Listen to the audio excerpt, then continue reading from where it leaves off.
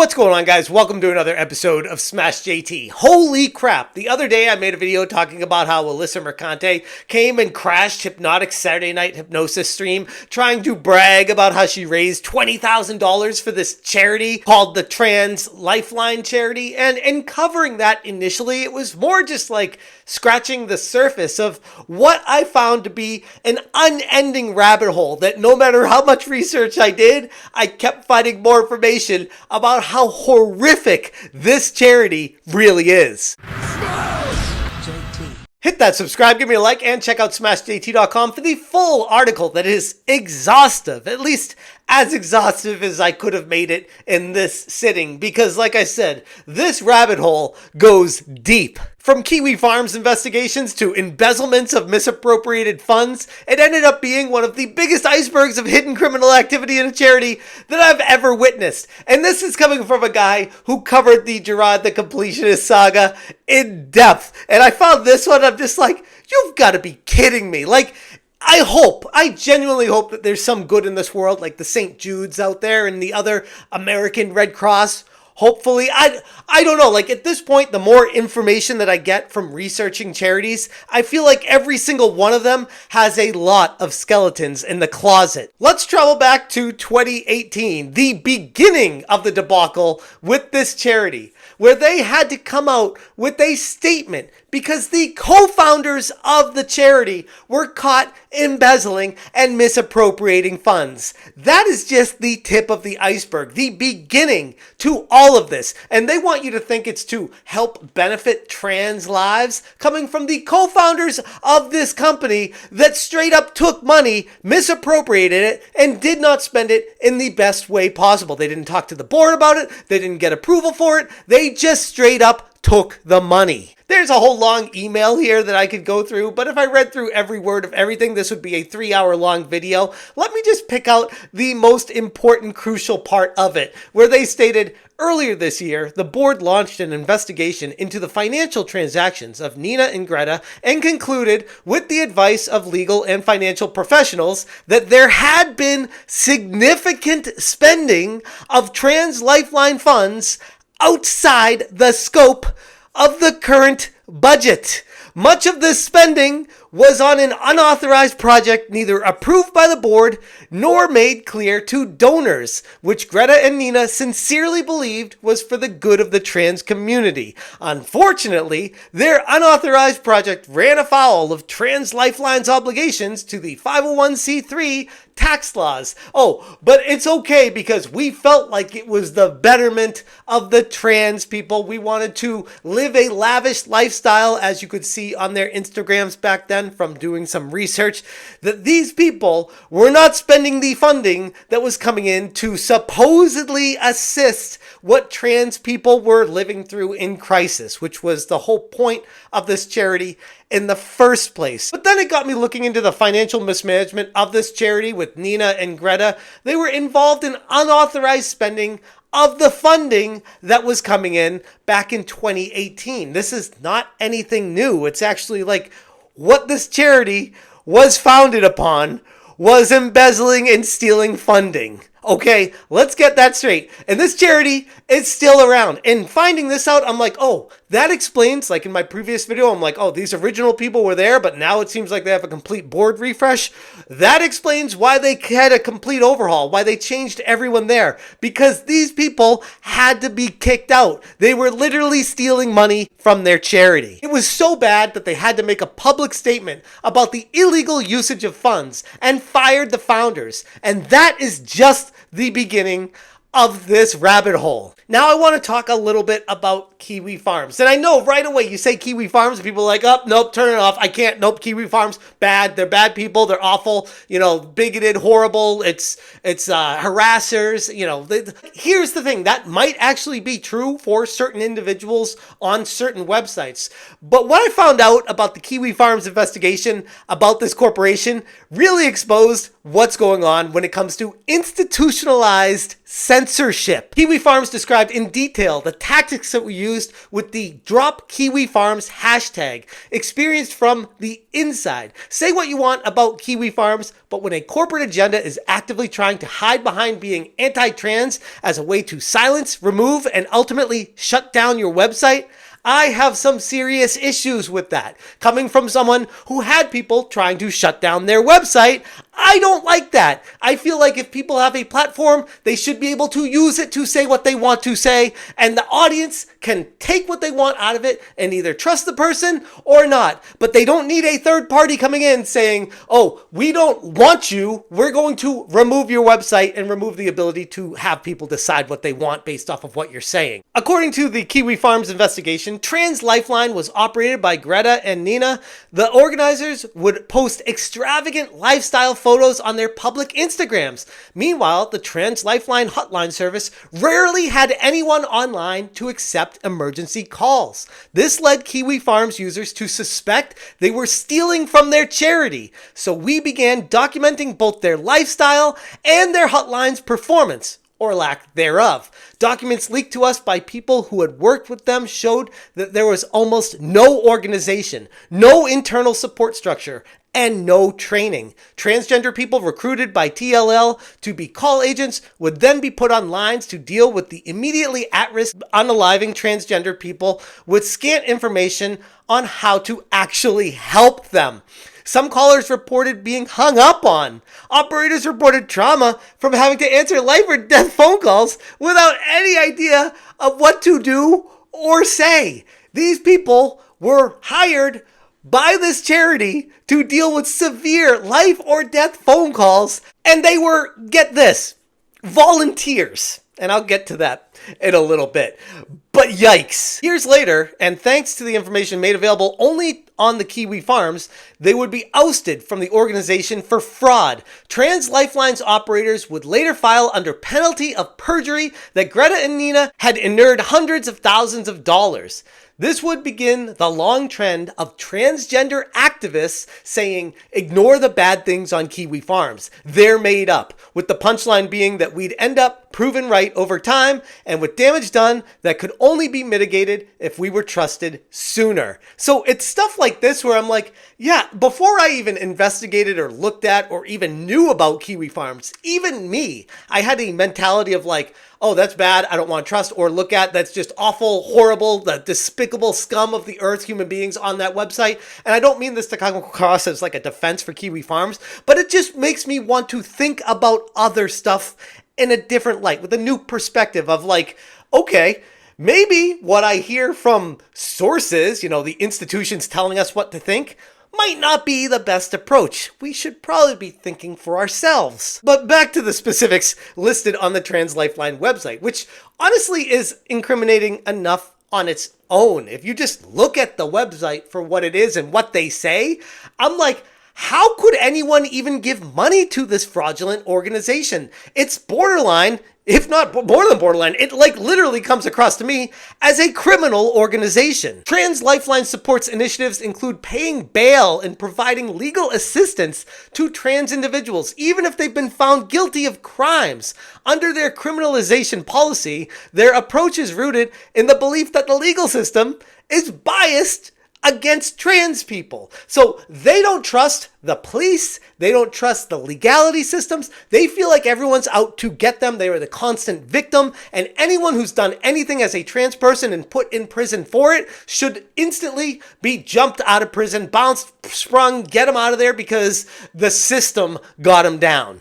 This organization has paid over $500,000. Okay, $500,000 towards criminals, people who have been convicted and put in prison. They have tried to get out of prison. Why?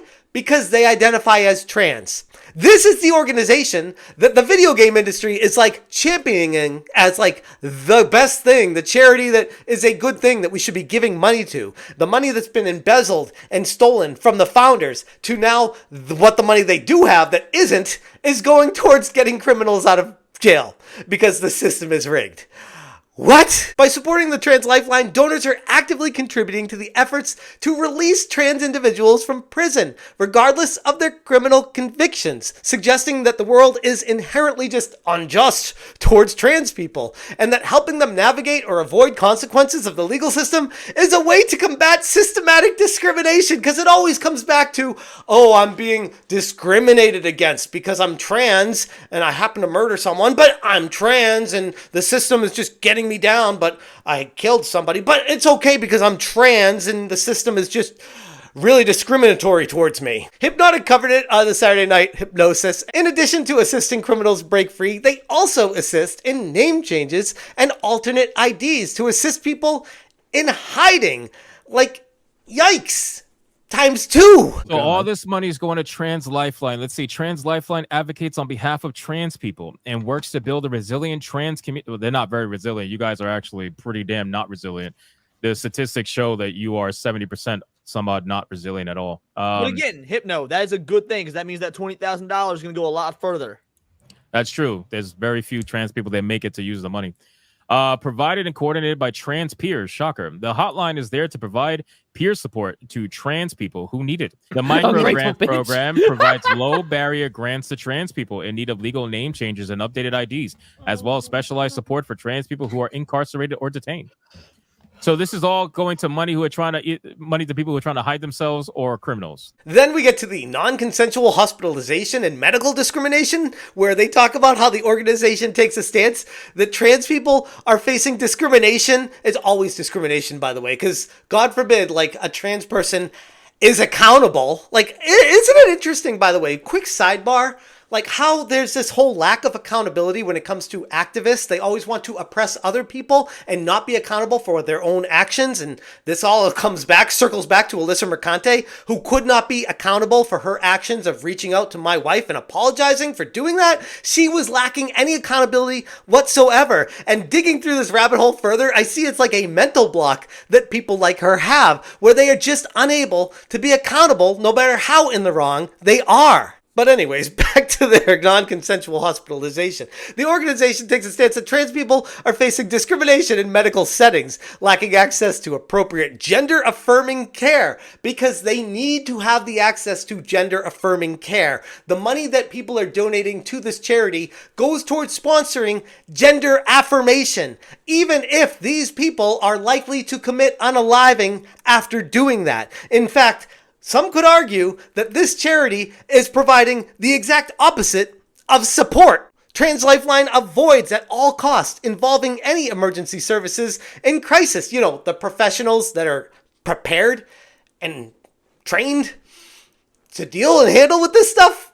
Nope, we can't deal with the professional emergency services because we don't trust them. We don't like our legal system. We don't trust that. We don't like the police. The police are bad, so we don't trust them. Like, they don't trust anyone that holds them accountable. Using back alley, unethical, and aggressive approaches, they push gender affirmation, ruining the lives of potentially psychologically ill individuals. They push against institutionalization for people in dire need of mental institutions. All for what?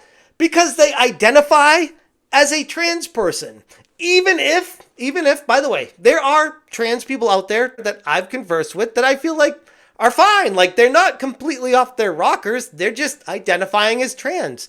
But what if, I know crazy talk here, but what if there's a trans person that is insane? Like, you can't have both. Like, if you're trans, you just, by definition, you are completely sane and normal. Well, according to Trans Lifeline, yeah. And it goes on and on about economic oppression and how there's zero accountability for trans people. And they go into racism and trans people of color due to factors of unemployment, lack of housing, and healthcare access.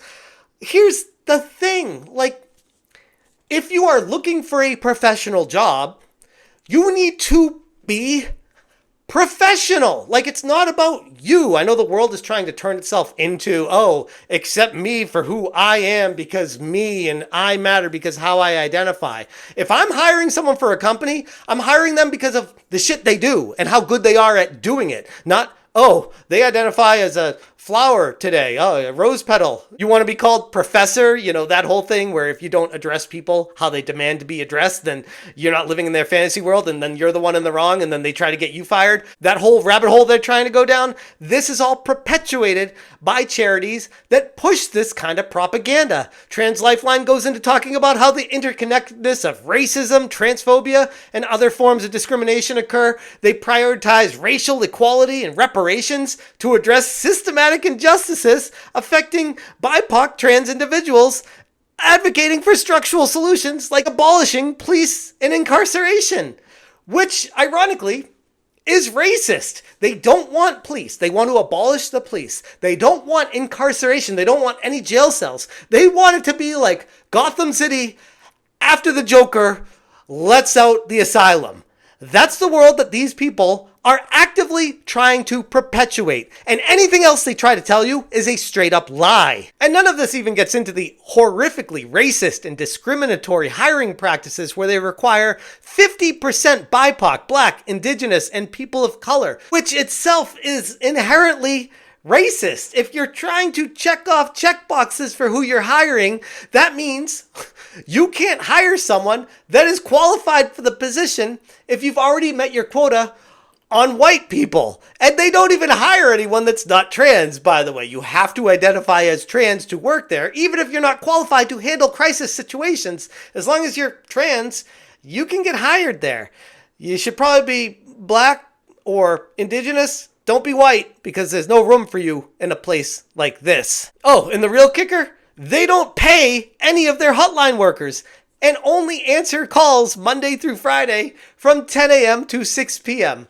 So God forbid you have an actual crisis in your life and you need to call this Trans Lifeline charity hotline and say, hey, I'm thinking of unaliving. Someone help. Hello, your call is very important to us. Please wait 12 hours. And hopefully someone will be with you that's most likely not qualified to even have this phone call in the first place. Overall, after looking further into this charity, it is overwhelmingly clear to me that people supporting it either didn't do any research, like whatsoever, zero research. They were just, this is going along with the crowd, being one of the NPCs that's like, oh, it's a charity, it's a good thing, we should give money to it. Let's not question, investigate, or research anything about it, because if we do, by definition of these people, we are now the bigots. We can't research any of it. We can't do our due diligence because that is inherently bigot, racist, homophobic, transphobic, horrible. Just don't question, just give us money. Or the other reason, which is even worse, supporting the criminal actions of this agenda while hiding behind the veil of a charity by springing criminals from prison just because they identify as being trans is so abhorrently insane to me that there are no words for it. And the fact that someone like Alyssa Mercante is trying to champion this like it's a good thing tells you all you need to know about someone like her and her journalism. This right here is straight up proof that she has always been an activist, hiding behind the veil of journalism, using video games as an insidious virus way of inserting herself into a situation and trying to spread it to other people. And this, seeing the people react in the video game industry the way they are, perpetuating this madness, is proving that what she is doing is working. But it's also why I make these videos. It's a way to fight back, bring some rationalization back to humanity, bring some level of normalcy and understanding and accountability to everyone. But anyways, I'm going to leave it there. If you guys want more information, holy crap, this was one hell of a deep dive. And again, especially with the KiwiFarms stuff, it doesn't even scratch the surface of just how insidiously, insanely crazy this charity really is. If you want more information, check out smashjt.com. I have links for all that stuff. If you want to dive down the rabbit hole, have at it. It's a lot of information. It's very interesting. It will give you a new perspective of reality of how these institutions really push their propaganda and ultimate censorship on the entire society at large. Thank you guys so much for watching. If you enjoy what I'm doing, please consider hitting that join button. I would genuinely appreciate it. And as always, you stay smashing. Just know, we are here for you. No problem. You have a good rest of your day. Smash MJ.